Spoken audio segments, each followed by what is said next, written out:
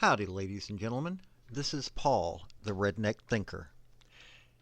Thomas Jefferson said, "If you want something you've never had, you must be willing to do something you've never done." Benjamin Franklin said, "Without continual growth and progress, such words as improvement, achievement, and success have no meaning." Basically, get off your duff, get to working, you've got dreams, you've got goals, you've got to do what it takes to get them. Like, subscribe, comment, show what your opinion is. Let me know if you like what you've seen. And I thank you for your support. You know, growing up in the South, you learn to respect your elders. May not agree with them all the time, but you give them some kind of respect. There's this feller by the name of Bob Dean Jr. He's out of New Orleans, and he owns several nursing homes. When Hurricane Ida struck, it was found out exactly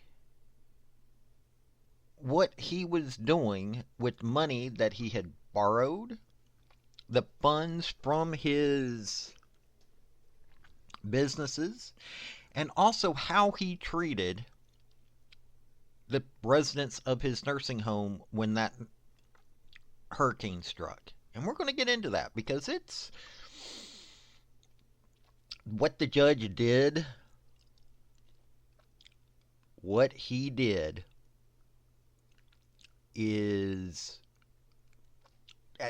it's unconscionable. Pardon me. It's just idiotic. Is basically what it is. That's the only way to describe it. I shouldn't try to be using them 50-cent words when basically it's idiotic. So let's start talking about this. From the United States Department of Housing and Urban Development, Office of Inspector General. This is what went on. The United States filed a complaint in U.S. District Court for Middle District of Louisiana alleging that from 2016 to 2021, Dean required the nursing homes to pay rent on an industrial warehouse he had acquired supposedly to serve as a hurricane evacuation center. Rent totaled more than $1 million, was paid to one of his corporate entities. Rather than using the funds to prepare the warehouse for a hurricane, he funneled much of that money into his personal bank account. In the days leading up to Hurricane Ida's expected landfall, this was August 2021, Dean evacuated the residents of the 4 nursing homes to the warehouse. After the residents arrived, sanitation was not maintained. Nursing home staff did not prepare sufficient food or provide wound care or ensure adequate medical care and support for the residents. September 2nd, 2021, Louisiana Department of Health removed the residents from the evacuation center and revoked his nursing home licenses. Further complaints. Basically, they're saying that Dean misspent and misallocated more than $4 million of the nursing home's assets and income. He was putting all this into his personal bank accounts. And all of this, there were a lot of this being done with federal loan guarantees. All of this was done to hurt these folks because he didn't care. And so, what did the judge do?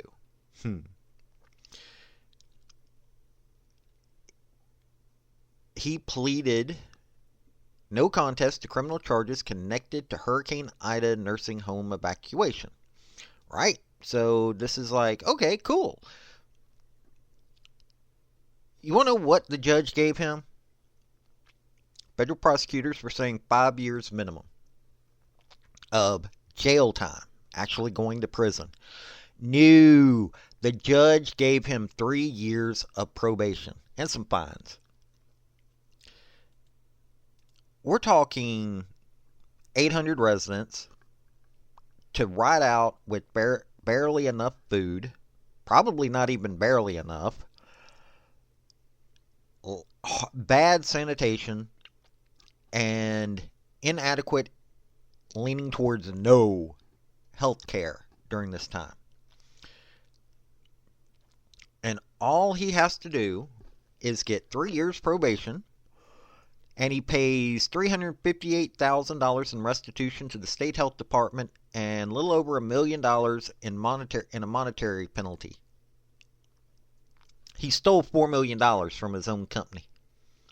He put these elderly folks' lives in danger during a bad time. I mean, this is... Seriously, what was this judge thinking?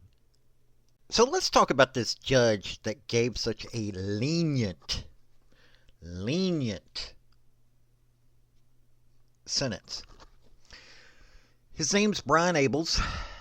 He covers the parishes of Livingston, Tangipahoa, hopefully didn't screw that up too badly, and St. Helena. He's licensed to practice in all of Louisiana State District and appellate courts. He's also licensed to practice in all federal courts in Louisiana, and he is admitted to the bar of the United States Supreme Court. Member of the Louisiana State Bar, Baton Rouge Bar, and 21st Judicial District Court Bar Association. He attended Southeastern Louisiana University before earning a Bachelor of Criminal Justice from LSU and a law degree from LSU. And he's connected to Livingston Parish growing up and everything. That's where his... Abel and his law firm have been active in the communities they serve for many years, sponsoring numerous organizations and schools. Abels also spent many years as a volunteer in the Denham Springs Park and Recreation System, coaching baseball and basketball. Seriously, this fella, his term ends in 2026. There is no reason whatsoever that this feller needs or should ever be a judge again. Seriously. I don't care what his political party is. I don't care anything else. Yes, he is a Republican. I'll admit to it. This is why I have been working hard to get changes in the Republican Party. Why I have problems dealing with what is going on in the party that I used to love. This is idiotic. This judge, I don't know if he can be impeached. I don't know how they do things, but how is this justice? Seriously, how is this justice? I don't see it as justice. I would hope you don't see it as justice. These 800 elderly folks at a bad time, an act of God, they were put into conditions that you wouldn't treat your pet. Okay, there's some of my worst enemies I would probably treat this way. But these are elderly. I'm a Southerner, ladies and gentlemen, and we don't treat our elders that way. That is just some ultimate disrespect. Maybe it's time that we quit allowing this stuff to go on in this country. Seriously, it's time that we quit allowing these people to have this much control if all they're going to do is slap somebody on the wrist. I don't know if there was any kind of bribes. I don't care. I don't know if any of that happened, but it's looking awful suspicious. I'll just put it that way. One last thing before I go. In April of this year, Governor Jeff Landry appointed Abels to the Louisiana Commission on Law Enforcement and Administration of Criminal Justice. Supposedly, he brings a wealth of experience and expertise in the legal field. Seriously, you give 3 years probation to a person that put 800 lives at risk, who defrauded the government, who was willing to use government loans and loan guarantees to set up basically a fraud system. I say a fraud system because there were multiple nursing homes, which, by the way, Medicaid was paying for some of these folks to live there. And he only gives him 3 years of probation when he should have went to jail. Actually, there's a whole lot of things that should have happened to him. But in this new role, Abels will contribute his invaluable insights to shape policies, programs, and initiatives aimed at enhancing law enforcement practices, promoting public safety, and fostering collaboration between various stakeholders in the criminal justice system.